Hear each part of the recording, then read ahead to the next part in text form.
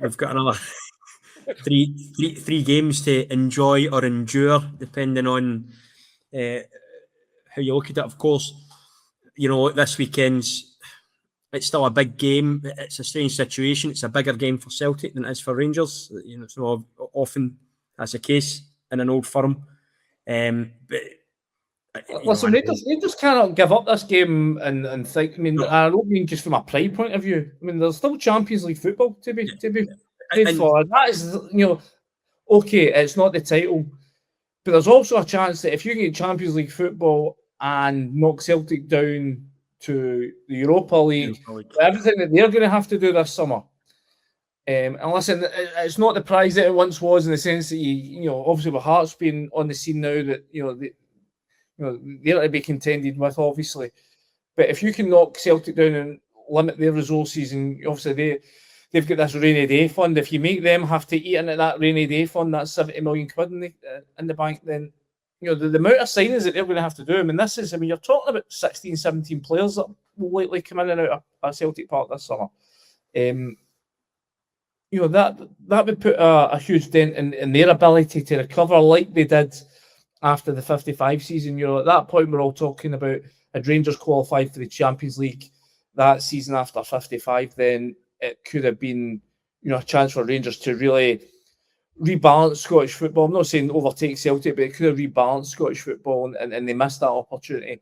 It looks like they're going to miss the sort of guaranteed qualification for the Champions League. But if they can get in the second round of the Champions League, deny that to Celtic, make them eat into their resources and have to really dig deep because of the number of players that are going to come in and out, that could help sort of, what a situation that would be if you find that Hearts, if they can get through their playoff round, that, wow, what an incredible sort of landscape you'd find at that point with Hearts with a big chunk of cash from the Champions League, with Jamestown's analytics behind them. If Rangers could get second, qualify for the Champions League, with Celtic having to sort of not quite have the financial might that they once have, then I think you've got a really competitive playing field. But I appreciate what I'm saying. There's a lot of buts and maybes, but what I'm saying is that Rangers can't give up the season as done now because they can't catch Hearts. They have to still be going to try and catch Celtic and get in that second place. And I mean, Scott, let's be honest here. I'm sure I speak for every single Rangers fan. Would much rather see Hearts win the league than Celtic. So there's also, that kind of subplot of it. In fact, I think, I thought maybe Hearts could actually have won the league this weekend. Can see what they can't quite, can they? So, there's also that. I guess it's not mathematically impossible that Rangers could still win the league. So the players need to kind of go in with that attitude and think that, if something happened, well, they would need things to go their way for Park on Saturday night. Obviously, I mean, how do you see Rowe approaching this game? He's obviously got 1-1 at Parkhead, but that was that was against Wilfred Nonce. O'Neill, I wouldn't say he's got Rowe's number because Rangers have been probably the better team in both games at Ibrox, even though we didn't get the job done. But what do you see him doing on Sunday to try and lift the players, lift the fans, and just try and get a result? Our recent record at Parkhead is actually really good. So I don't see him making too many changes, to be honest. I don't think he's got that many options. I expect Romans to start, obviously, at left back. It would be a change. Whether he goes with Tavernier or Sterling at right back, I'm not sure. Looks like John Souttar's going to be out, so the centre backs I don't think will change. For Olsen? I don't think you'll see Scott Olsen at Celtic Park. I actually thought he had a slightly better first half on Monday. Fun enough, I thought there was some signs of. We spoke about this, Douglas, at the game. He was okay in the sense that he kept the ball very safe. But he also, I don't think, Andy, there was a few times I thought he made some right good runs and people, the passing was terrible. But even then, there was times he got into positions. So there was even times where he got into positions and there was a chance there for him to take on his man and he didn't really do it. And then obviously he's at fault for Hearts. Yeah, he's sleeping safe at them. I did the Mamba Man ratings for the paper and I went sort of safe in the first half, sleeping in the second half. I don't think you'll see him again in a Rangers jersey. I can't imagine it. Has he taken a man on since he's arrived? I don't know if he has. No, I don't think you'll see him either. Listen, somebody like a Conor Barron might come in, Douglas into midfield, give him a wee bit more dig, wee bit more tenacity. But aside from that, I don't see that much changing. The big question mark again, listen, I know Danny Rowe has to get his team right and his tactics right. That goes without saying. And it was actually Danny Rowe that made a change, if you remember, at Parkhead the last time that swung the game in Rangers' favour. But I go back to the players again. I mean, I've heard people saying in the last few days, well, this is typical Rangers. It will suit them, go to Parkhead, pressure off, and they'll probably go there and win and produce a performance. I'm not sure about that. I mean, you touched on it there. Celtic have got so much to play for. I mean, their crowd. I mean, I watched their game against Falkirk recently at home, and the crowd was raucous that day. They were up for it. They sense that they can, from nowhere, they can still go and win this title.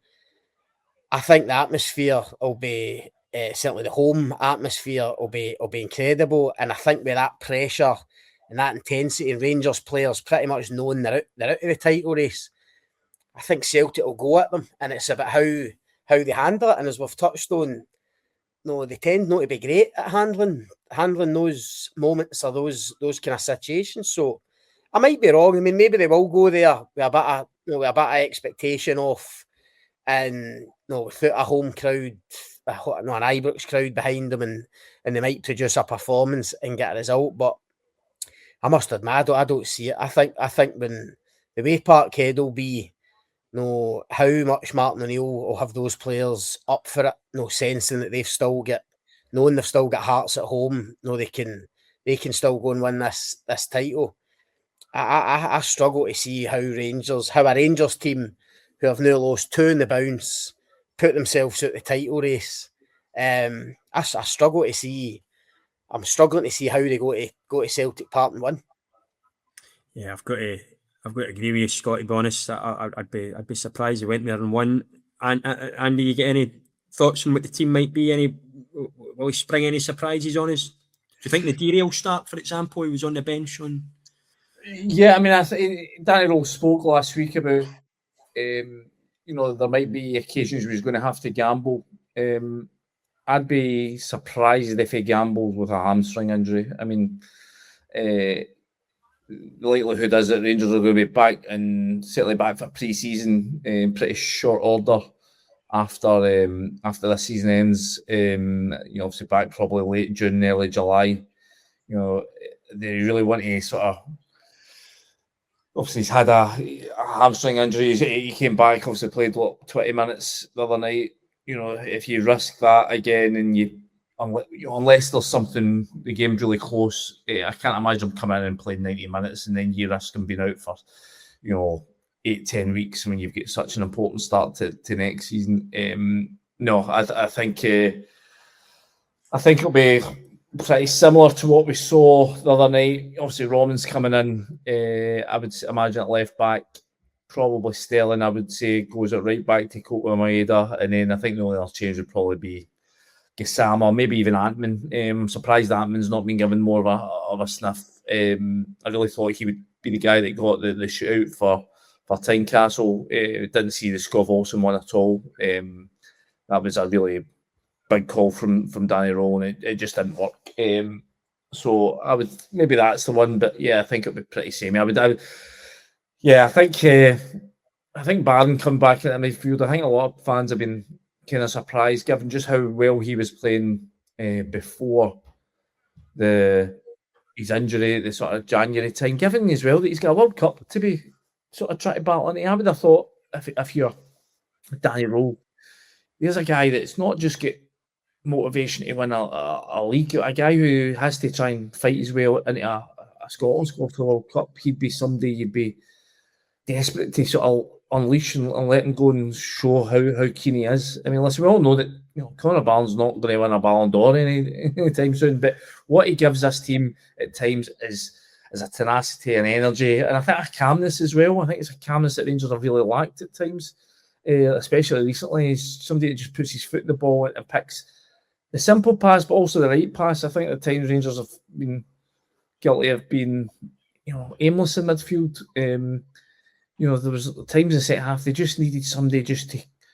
breathe on the ball a bit, and they were just kicking it away and felt like giving possession back to Hearts at a time when Hearts didn't need any extra encouragement to go at them. So, maybe that way. But as I say, I think